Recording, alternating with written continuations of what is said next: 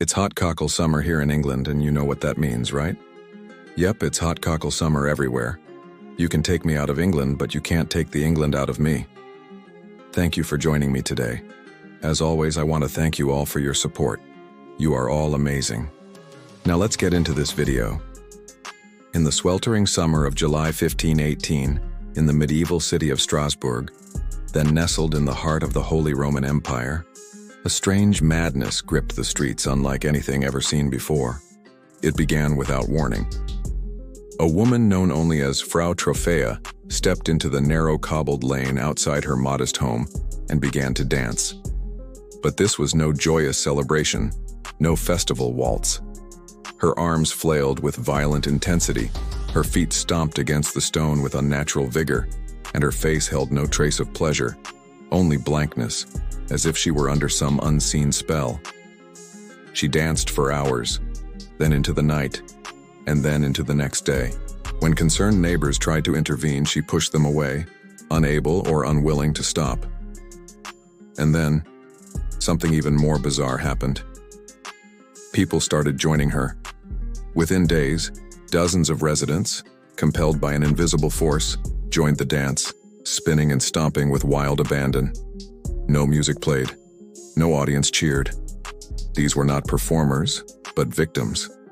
Their bodies contorted, drenched in sweat, bruised and bleeding, yet they could not stop.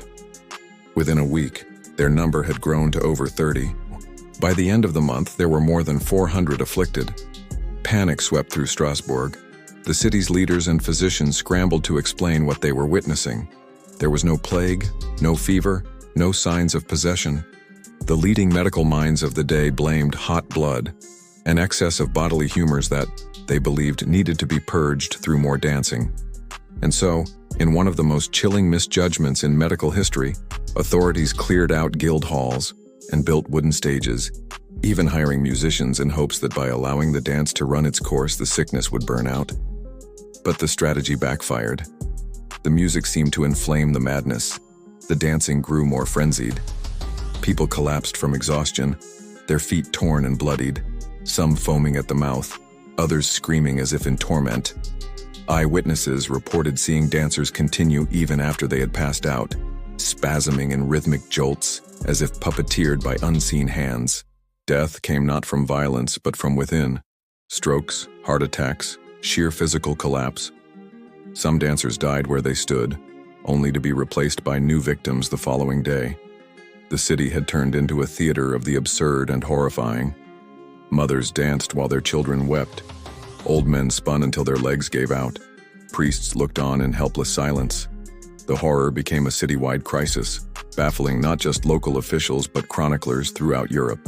For this wasn't the first time such madness had occurred. In 1374, nearly 2 centuries earlier, dozens of towns along the Rhine River had reported similar outbreaks of uncontrollable dancing.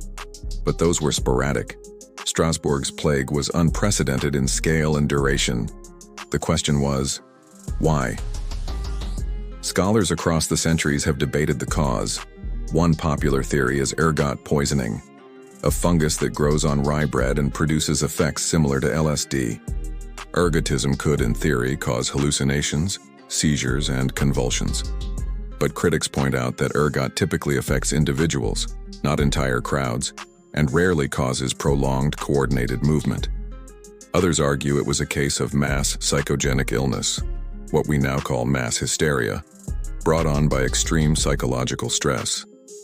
The region had recently suffered failed harvests, political instability, and disease. Life was brutal. Faith in the church was waning. Many believed divine punishment was near. The atmosphere was ripe for spiritual breakdown. The dancing, then, may have been a subconscious rebellion, a frantic, embodied expression of the pain, fear, and helplessness buried deep within the population. But even that theory fails to explain the mechanics. Why dancing? Why such physical coordination? Why no voluntary escape? Then there are the more supernatural theories, that the dancers were cursed, bewitched, or possessed, or some believe the outbreak was linked to the cult of Saint Vitus, a Christian martyr believed to punish sinners with involuntary dancing. In fact, The phenomenon was often called St. Vitus's dance. During the plague, authorities eventually marched the dancers to a mountaintop shrine to pray for deliverance, and only then, miraculously, perhaps coincidentally, the outbreak slowed and finally ceased. But by then, dozens had died, hundreds were injured, and Strasbourg had become the epicenter of one of history's most haunting unsolved events. What makes the dancing plague so disturbing isn't just the mystery, it is how quickly it was forgotten. The chronicles recorded it briefly. Then the world moved on. The victims were buried, the stages dismantled, the musicians sent home, and the city returned to normal, as if the madness had never occurred. Yet beneath the surface the fear lingered. What if it happened again? What if the same invisible force returned? Modern parallels offer little comfort. Throughout history, episodes of mass psychogenic illness have occurred. Laughter epidemics in Tanzania, fainting spells in schools, even modern-day TikTok tics caused by social media exposure. But nothing has matched the scale or strangeness of Strasbourg 1518. No event has replicated the sheer intensity of people dancing themselves to death. It sits in the annals of history like a splinter, impossible to ignore but difficult to explain. No wonder so many explanations have been proposed. Broadly speaking, the theories fall into three camps. First, the cultural. This explanation highlights the social and historical context of the dancing plague, arguing that intense communal stress triggered the outbreak. Failed harvests, religious fervor, and economic hardship made Strasbourg in 1518 a pressure cooker of discontent.